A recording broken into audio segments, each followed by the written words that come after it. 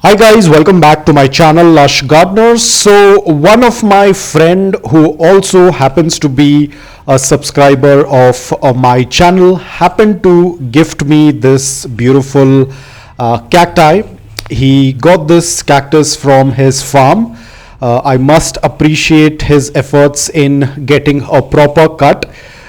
So I'm extremely happy and I thank him for getting this beautiful cacti. I will put up the name on the screen. This is a different variety of prickly pear. This one is a spineless variety. It has a different name. I'll put it up on the screen.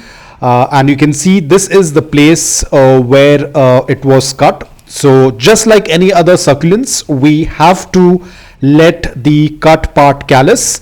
It should not come in contact with any water or moisture, otherwise it will start to rot. So I have placed it in indirect bright light where it will callus. I wanted to add some cinnamon powder, but unfortunately I have ran out of it, so I'm just going to leave it as it is for it to dry before we put it into the soil.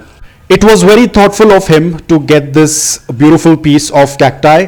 Probably he has watched my recent videos of my euphorbias, and as I mentioned that I am planning to grow a few of the cacti, and this was unexpected. I hope it will be able to grow and we will try our best to ensure that it grows. So it's been couple of days, and as you can see that the cut part has now calloused, which means that it is now ready to be put into the soil. Now another very important thing, we cannot push the entire cacti, the entire pad into the soil. We have to only put this portion into the soil. If you're going to push it completely through till here, then the cacti pad will get rotted, so we have to be extremely careful. I'm using the same soil mix which I use for my succulents, which is 80% of aquarium sand and 20% of garden soil.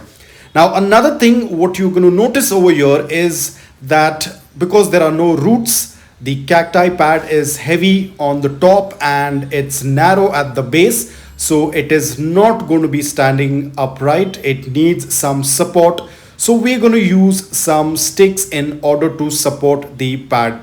As I said, we cannot push the entire pad into the soil, otherwise it will get rotted. These sticks are not going to be enough to support the pad, so we have this Velcro tape which you can easily find online. I usually tend to use these Velcro tapes for my foliage plants, especially the epiphytes like philodendrons, monsteras. These tend to work out really well. These are reusable. All you need to do is just attach the Velcro and it tends to secure the plant. So I thought I will use this Velcro band on my cacti pad so it can secure the pad and doesn't drop the pad, because I have a lot of strong wind on my terrace and it will definitely drop the pad, or it is going to misplace the pad from the soil, because if the pad is going to keep moving in the soil, it is not going to root, so we have to be extremely careful. So as you can see, it is pretty simple. Just use the Velcro band and our plant is secure.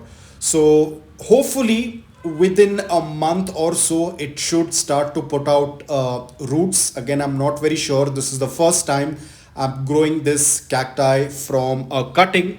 Ideally with succulents, I know how soon they tend to root, but with these, it's going to be something very new. Now, of course, we do not need to add any water or moisture in the soil until the roots appear, just like succulents, because if you're going to add moisture or water, there are no roots. The pad cannot absorb any of that moisture and there is a high chance that the pad will get rotted. So ensure you keep the soil dry. There is enough water in the pad to keep the cacti alive, so we do not need to be worried. Of course, I won't be exposing this cacti to direct sunlight. It is going to be kept in indirect bright light until the roots appear. So I hope that it is going to root and I will be able to give you an update video soon. Until then, it is going to be kept aside. I won't be disturbing it, won't be adding any water to it. Probably I can add a little bit of dry cinnamon powder on the upper layer of soil. Probably I'll have to go and get some more of it. But overall, it looks really beautiful. I am very happy with this piece of cacti. It's like adding another jewel to the cacti and succulent garden. So overall, it looks like it is quite secure and it is not going to fall off with the strong wind. Of course, I'm not going to be keeping it in the open. I'm going to keep it somewhere at the back where it receives a good amount of indirect bright light. At the same time, it does not get knocked off with strong wind. So overall, this is how it tends to look like. I hope that you like this video. If you did, please hit the like button. And if you're new to my channel, please consider subscribing to it. Until then, take care, stay safe and keep planting.